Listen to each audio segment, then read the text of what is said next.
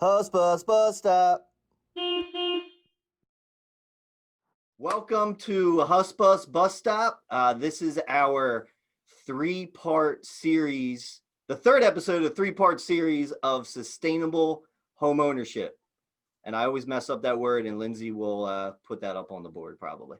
But today, have my very, very good friend Nicole Zapata. How are you, Nicole? Great, thanks. Thanks And for having me. of course. And you are, what's your official title at the Conshohocken neighborhood? No, community garden. What's your title? Just volunteer in charge. Volunteer in charge. I like that.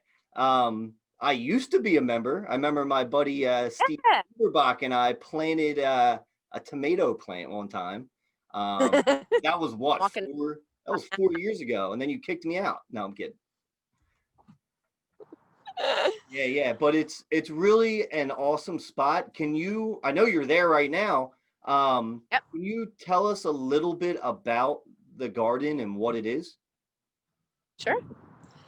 So the garden is just this big parcel of land in on Elm Street, East Elm in Hocken, that was founded by a group of people, kind of initiated by our former um, borough council president Paul McConnell and several of his, kind of peers, collaborators on the environmental council Green Conchi.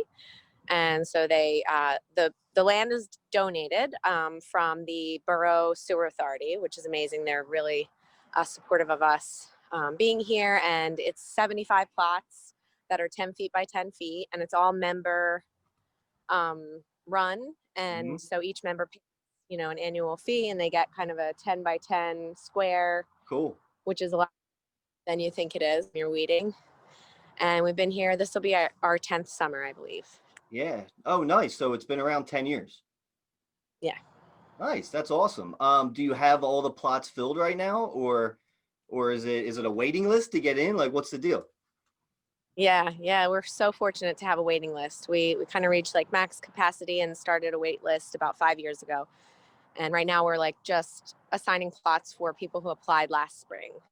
So Nice. It's like kind of a year, sometimes it's 2 years depending on turnover. But yeah, we're really, really lucky to have that wait list. So we're always full. Yeah. So what do people do? So if you get your plot, yeah, if it's 10 by 10, then you're really planning whatever you want. I know people come with their families, and a lot of people, obviously, they take it home to their own house, but some people donate this food too. Am I right in saying that?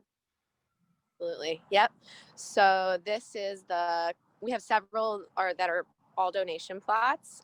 So Conchi Elementary has a plot here, and they cool. donate all produce. We have a memorial plot for Paul, and we plant it and donate to CNC.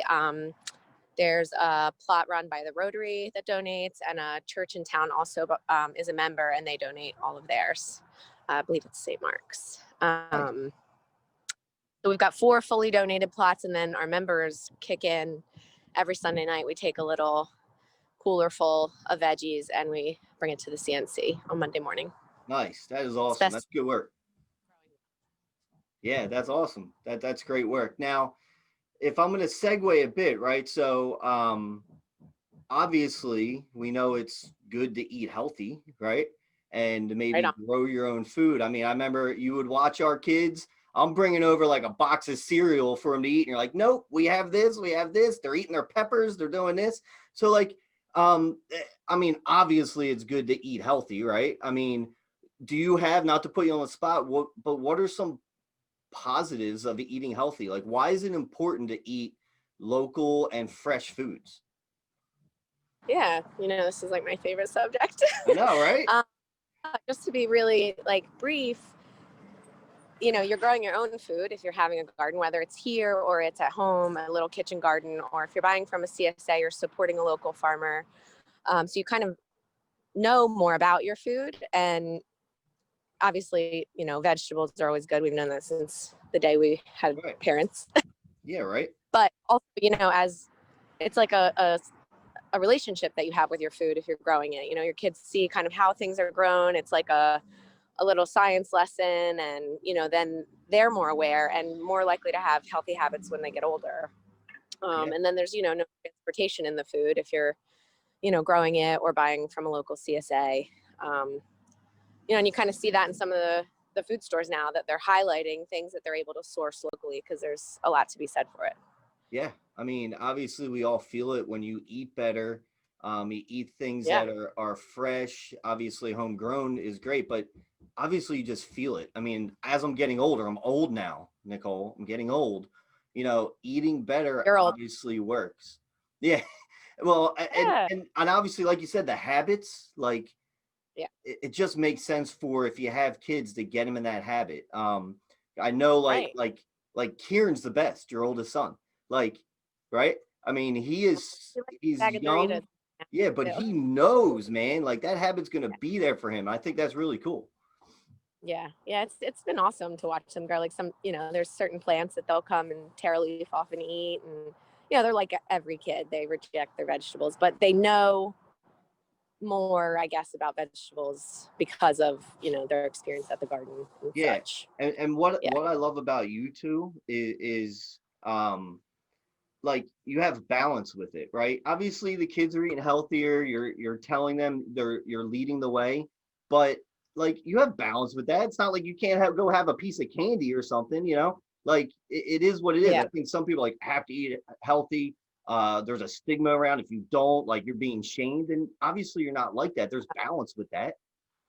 Yeah. Well, we all know that never works, right? Like, No. deprivation is not human nature. And so, you know, when we started really focusing on eating healthy, it was more like adding in. Yeah, Good. no, that makes total sense. The last thing I have for you is obviously the garden's all filled up, right? But you want to grow Yeah. your own food, right? Yeah. Like what's one thing you can do in your own if you have some land? I mean, you don't even need much. You just need a little plot, right? What's like how can people get started to do that on their own at their own house?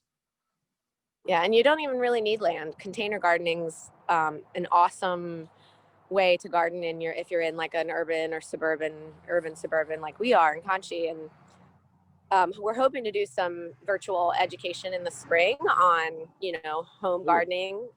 But I would say start with what you eat. You know, you can go to the plant section and buy what looks the coolest, but I would say start with what you eat and buy a pot or two. They even make these they're like felt kind of bags that yeah, are transportable. Pick them up by the handles, and they're collapsible, so you can store them easy. And, you know, if you like, I mean, herbs are one of my favorite things to tell people to grow, because if you're cooking at home and you're not feeling excited about what you're cooking, if you grab some fresh cilantro or fresh parsley or fresh basil, all of a sudden you feel very culinary. yeah, right. Now, it's a little thing, and those herbs are really good for detox and lots of vitamins. Nice. That's awesome. Yeah. Yeah, just growing those herbs and putting that on, like it just makes you feel better. And it's very Right. self-satisfying knowing that you grew it and it's yours. I think it's awesome. And the smell, top it. Yep. It's like it's a full experience. I'm into that. So, you know, and leafy greens are super easy to grow, and they grow in pretty cold weather. Like within a couple weeks, there will be people out here growing. I have some frozen cabbage here that didn't make it the winter, but this kale right here, I could eat it Oh, right now. nice. I mean, that's not a pretty version of my garden, but Right. Of course not. That's great. Well, Nicole, thank you again. Could you let us know the website too for the garden if people want to go check it out? And like you said, sure. it's going to be more educational. So even if you can't get in, if you're on the wait list, there's still going to be some info there, right? Yeah, absolutely. And we post most things to Facebook also. So the website's just Conshohockencommunitygarden.com. And then we do have a Facebook page that's search the same words. And you know, we have a media guy who does a great job, you know, posting our events, and hopefully we'll utilize like the virtual platform this spring to deliver a little more, you know, kind of information, Cool. education. Nice. All Yeah. right. Well, Are becoming a member, you can just apply right there on the website. Also, there's no commitment. You just submit your information and then it gets on the wait list. nice. That is awesome. Well, thank you, Nicole. Always good to see you. I miss you. I hope I see you very, very soon. Same. Thanks, JP. All right. Thanks for Thanks, doing this. Nicole. Yeah, of course. Thank you. Later. Hussbus bus stop.